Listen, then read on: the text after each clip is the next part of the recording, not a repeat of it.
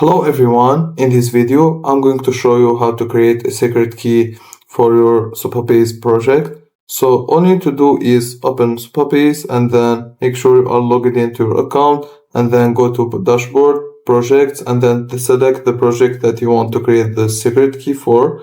And after select the project, go to project settings and then go to API keys and then scroll down. You can see here secret keys. You can press on new secret key.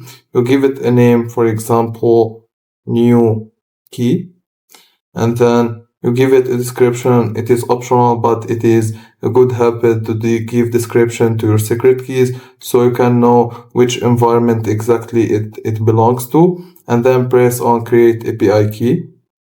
Name can only contain lowercase letters, digits, and underscores, so just make it all small letters, and then your secret key will be created successfully, and you can copy the API key from here and use it successfully, and that's it. If you find this video helpful, don't forget to like and subscribe, and thank you for watching.